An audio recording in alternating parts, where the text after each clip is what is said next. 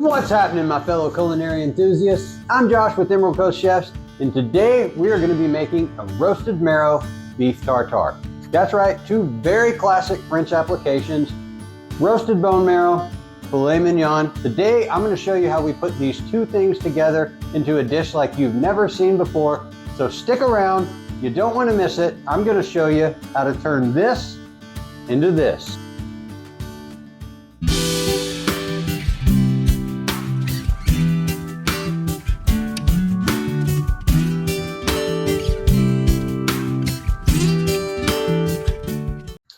So to get us started, we're going to go ahead and roast off our marrow bones. Now there's two types of bones that you're going to encounter when you go and find these at your local butcher shop.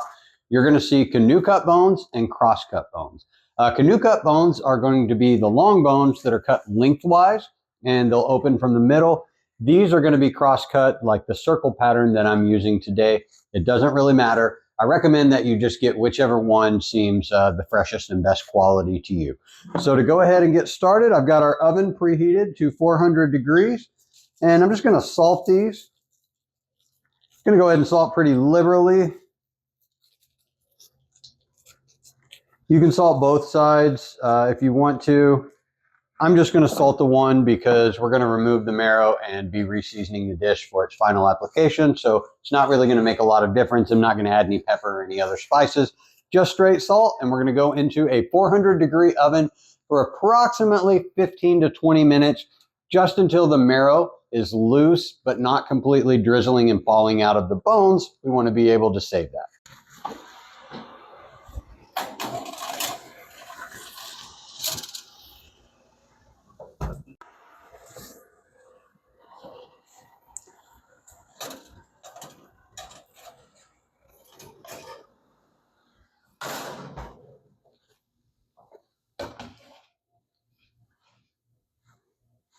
All right, so we went ahead and took these out of the oven. What we're looking for here is that the marrow starts to pull away from the bone a little bit. They should be jiggly, soft, kind of like Jell-O starting to melt, but you don't want all of your marrow completely broken down. You will see quite a bit of rendered fat on the pan. And also another thing that you're going to see is both in recipes that you read, as well as the way I was trained to do it by most of the chefs that I worked under, is you're going to be told to probably clean these bones up before that you roast them. I recommend if you're making a stock with it and the fat is going to be an issue, that you go ahead and clean them up. But for this purpose, I have actually found that the bones are a lot easier to clean once you roast them. Plus, I simply like the way that they look better. Especially, we're going to pick out the nicer looking ones and use those for presentation. So I'm going to let this cool a little bit before I remove the marrow and go ahead and finish up my knife work while we're waiting.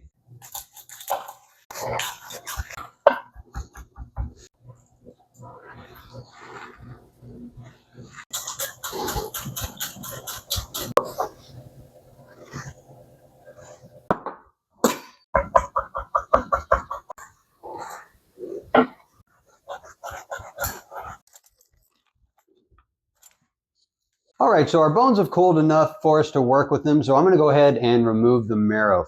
Now, there's several ways that you can do this as far as what type of tools you use. Feel free to go ahead and use a seafood fork. You might find a spoon that has a narrow back end on it. I have a small spoon here that will kind of scrape these out. Whatever you can find to pull these out, don't overthink it, just something that fits down into that bone. And then we're going to go ahead and just start pushing that marrow out of there in these chunks. Oh, look at that. Beautiful. Again, right now, my only concern is while they are still a bit warm, not completely cooled, just cool enough for me to work with them a little, I'm going to go ahead and remove the marrow out, and then we'll go back and get these bones cleaned up before we put our dish together for presentation. All right, and then once we have all of that beautiful, rich, delicious marrow out of there, I'm just going to run my knife through this, give it a pretty fine chop. And the purpose of what we're doing here and the use of the marrow is we're actually going to use this in the dish as the fat. So typically we would balance out the acid and the fat, use something like olive oil is probably the most common application when making beef tartare. But we're not going to put any olive oil in this dish. We are only going to use this marrow here. And then you'll notice we've chopped this, but there's all of this fat as well that came out of those bones around the marrow. And I want to make sure that I'm not only getting the marrow, but as much of that rich fat kind of scooped up in here as we can as well. It's going to add so much flavor to this dish. So don't leave any more of that behind than you absolutely have to. Once I've got the marrow cleaned out of the bones, we want to go ahead and just clean the rest of the bone up a little bit. Again, you can do this before you roast it. I've just always felt like it's easier to do it afterwards, and I've done this both ways a lot. So I'll go ahead and take a paring knife and go ahead and clean up around the edges. You don't want to use your favorite paring knife for this. In fact, one that's dull that you don't care for is probably the way to go. And we're just going to clean up any of this and make the presentation a little nicer.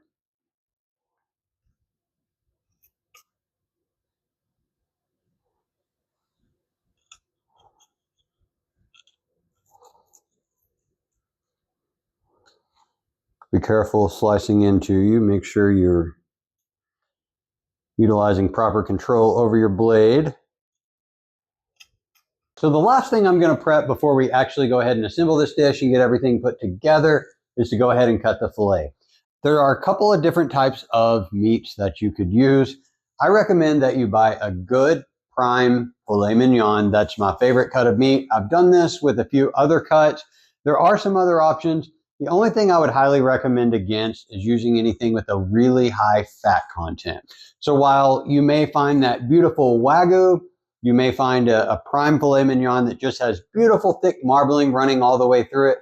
My advice is that's not necessarily the best cut to use for a raw application, something like carpaccio or tartare, where that fat is not going to actually break down.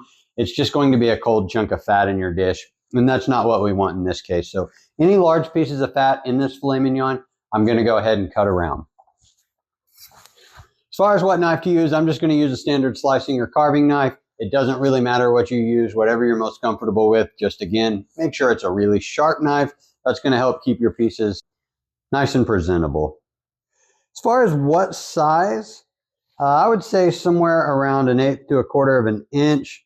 I've seen a lot of different tartare presentations over the years, and you can play around with it. Ultimately, it's going to be your dish if you make this, so figure out what works best for you and what you like the most. But I recommend that you don't chop it so small that it becomes like a minced meat, but also you don't want giant chunks either because, well, it's not cooked.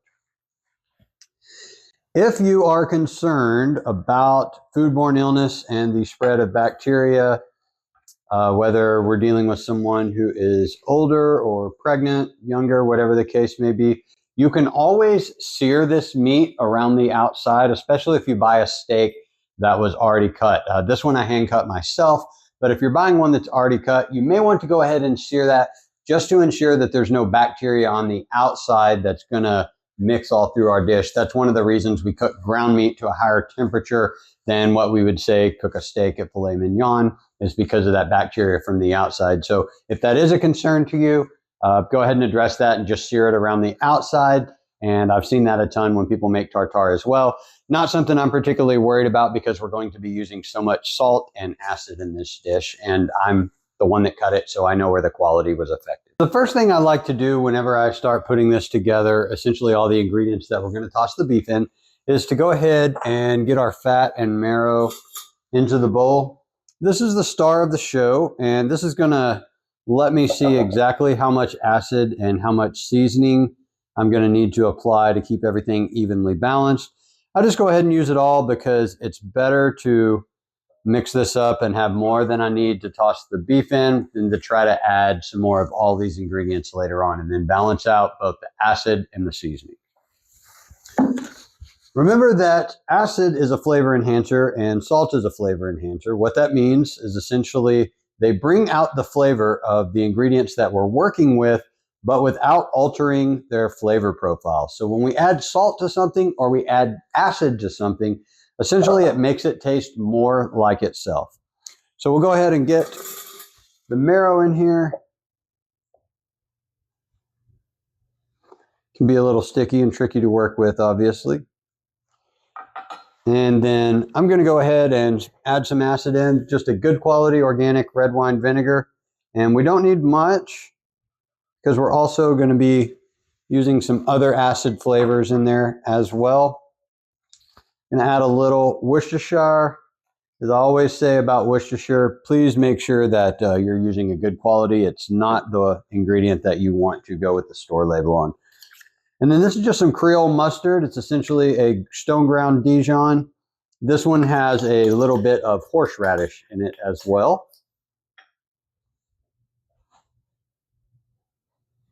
And then I'm going to go ahead and add in some very finely chopped shallot.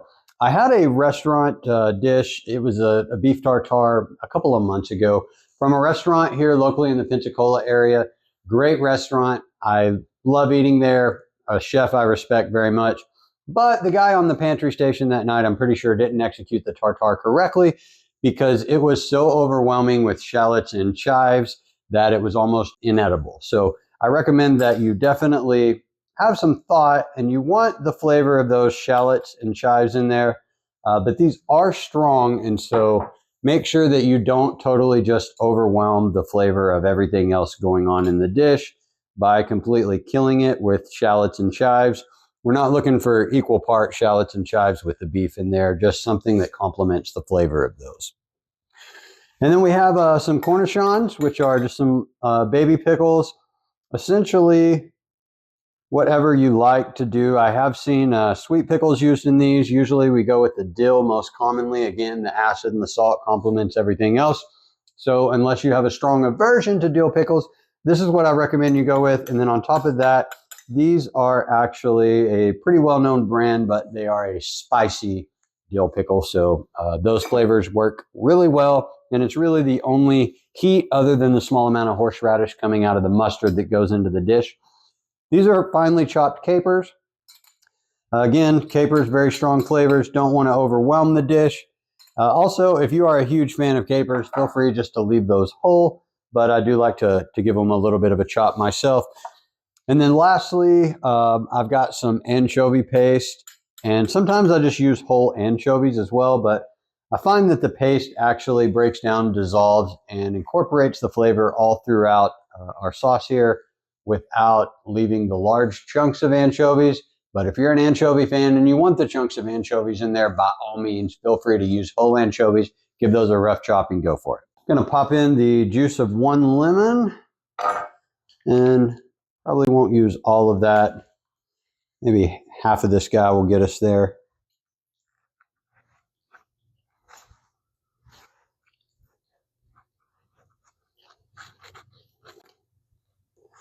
And I always say, don't do that very last squeeze that comes out of the lemon. That's where all the bitter oils are.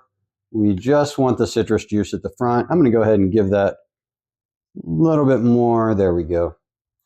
It'll vary from lemon to lemon as to the amount of juice that you get out. But we do want that bright citrus juice in the front, not all of those bitter oils that come out of the back and the white part of the peel there.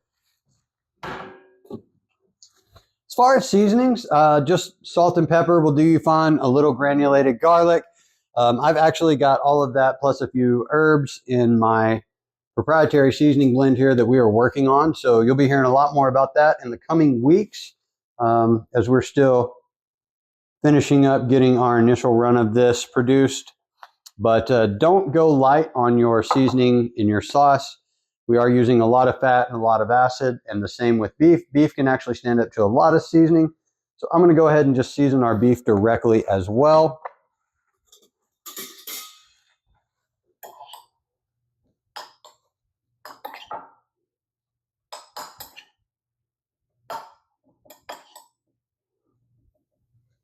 And just give that a light basic toss. Let that seasoning sit on there for just a minute while we go ahead and get these other ingredients incorporated together.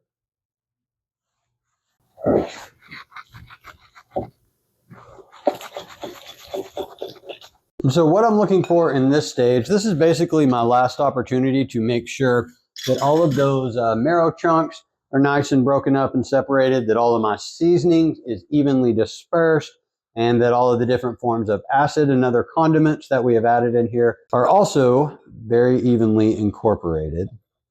All right. And let's just give this a quick taste to see where we are as far as our acid versus fat and our seasoning ratio.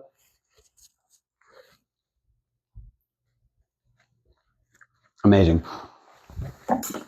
So that's spot on. I've made this dish many, many times, so I kind of know what I'm looking for in the quantities there. You may have to play around with that, but be advised, you're probably looking for a little bit more acid than you're expecting because that marrow is so rich. All right, so I'll go ahead and add this in now.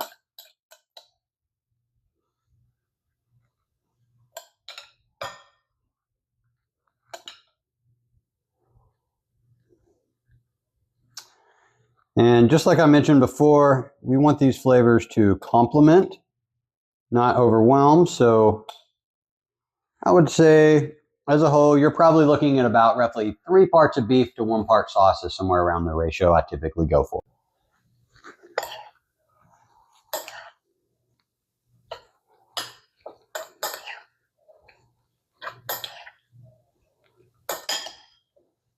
I just wanted to briefly share with you guys where my inspiration from this came from. My college roommate in culinary school and longtime life friend, his name was Ryan, and he passed away in 2014. But when I was younger and in culinary school, he was such a huge supporter of me at the time that we lived together. And kind of a running joke between us is that one day I would own a high-end steakhouse and that we would only offer rare or extra rare temperatures on steaks. So this is kind of in memory of him. Doing something with raw beef was something that we did a lot together and something I think he would have appreciated. I've done this. This is on our chef's tasting menu, which is our top tier package with my private chef company. And this has quickly become one of the biggest hits of anything on the menu. I actually think about one family in particular. So Scott, if you're watching this, you know how to assemble it step by step now. As well as Josh, thanks for bringing the Stanley Cup home to Florida. I still owe you a dinner. So in getting this all put together, I'm going to take our marrow bones. And I like to use a plate that's just simply large enough to be able to add the other things. So I'm going to go ahead and just place our tartare right here in the middle of our marrow bones. And you want to make sure that you don't try to use a spoon too large or try to stuff too much down in there.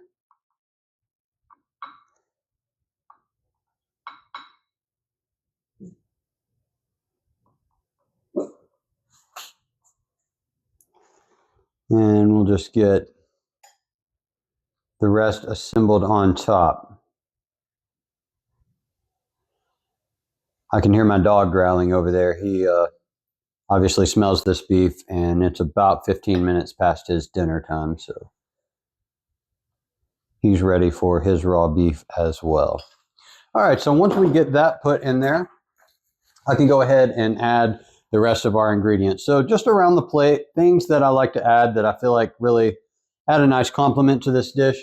This is just some roasted maitake and black pearl mushrooms. And I just tossed these in some of our proprietary seasoning and then just in oil, roasted these guys at full blast on very high heat.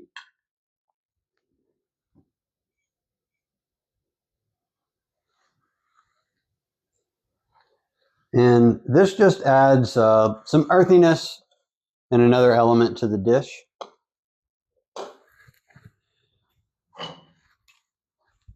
Then this is a hickory smoked olive oil. This is from my friends that own Olive & Co. You can find these products at oliveandcoshop.com, and I'll be sure and put that link in the description for you. But again, this is their hickory smoked olive oil, and I like to just add a few random drops around the plate.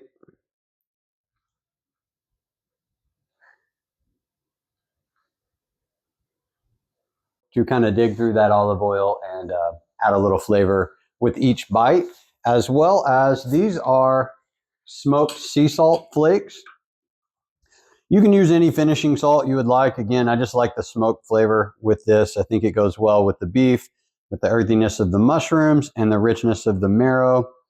I have used a Hawaiian black lava sea salt and probably half a dozen other finishing salts. And this is the one I prefer, just this large flake smoked sea salt.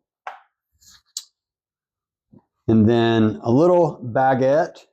This guy, I just added some olive oil, rubbed a smashed garlic clove on it, added a little seasoning to it, toasted it up. Nothing complicated. And then lastly, I'm going to top this dish with a quail egg. So I've got my quail scissors. These are just some local farm fresh quail eggs. Whenever we work with chicken eggs, we usually work from the small end to take those out. Like if you've seen my eggs on egg caviar dish, the way that we cut the egg was to take the small portion off. When we're working with quail eggs, we always want to cut from the large side of the egg. And the reason for that is just the shape. The yolk is bigger than you're going to get into until you get about 2/3 of the way down this egg. So if you cut on the skinnier side of this, you aren't going to have enough room for that yolk to come out. So we're going to turn this upside down and make sure we go through these from the large end.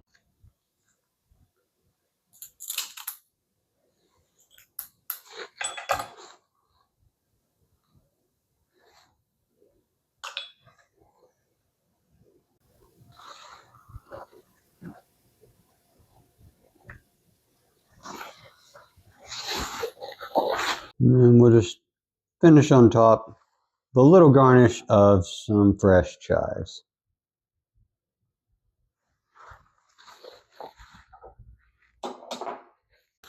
Well, folks, there you have it, roasted marrow beef tartare. Thanks so much for stopping by the channel today. Hopefully you got something out of this video. Let us know in the comment section. I always love reading the hate comments on YouTube too, finding out how all the guys who don't own a private chef company do this so much better than me, as well as I genuinely appreciate all of you who go out of your way to tell me how you made the dish and what your results were. Again, please always comment. Let us know anything we can do to help you out. Be sure to subscribe so that you get those notifications when we release our weekly videos. And as always, first and foremost, thanks for watching. I'd love to stick around, but honestly, I'm hungry.